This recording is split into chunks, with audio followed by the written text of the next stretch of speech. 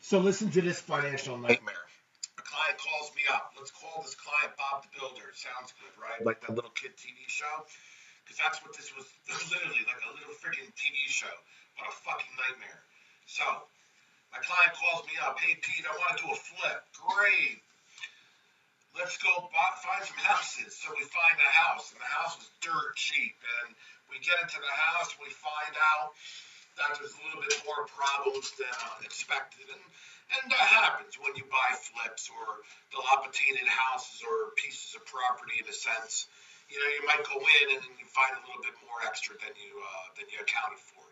But you know, financially, you're supposed to compensate for that and have a little extra spread, right? Well, let's agree just in case these things happen. So anyway, we turn around, we build a house. And I'm like, Bob the Builder, listen, guy, listen, you know, are you going to live in this house? And he goes, no, Pete. And I'm like, great. Well, I think you need to friggin' pull the reins back a little bit. You know, I'm not trying to tell you what to do, but this is a flip, right? You want to make money. You want to make a profit. You want to turn around and give them a good quality house.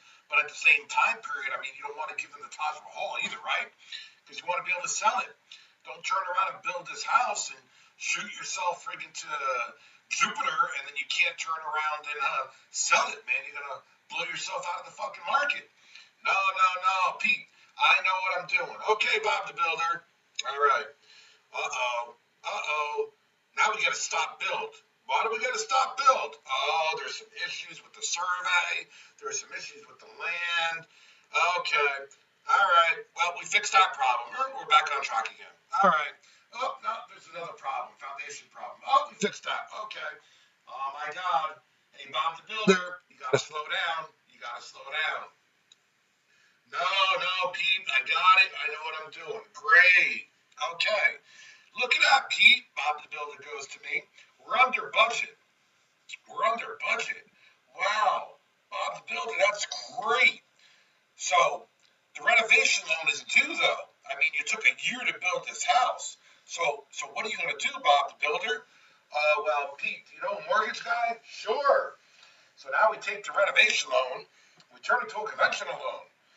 All right, and then I go to Bob the Builder. All right, Bob the Builder, this is what the house is worth. Uh-oh. Oh, no, Pete. Oh, I spent more than that. Well, Bob the Builder, what do you mean you spent more than that?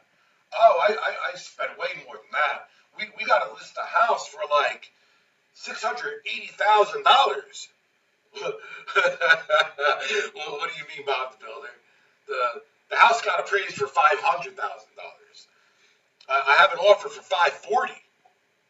No, no, no, no, no, no. Well, what do you mean? The renovation loan was only for 400,000, and you spent 361. You were under budget, Bob the Builder. Yeah, yeah, but you know, I don't need to tell you my business, Pete. But you know, I borrowed some money. You what? So you borrowed money on top of the renovation loan? Well, why would you do that? Well, I didn't want to pay the interest. You didn't want to pay the interest. Okay. All right. So how much more money did you borrow, Bob the Builder?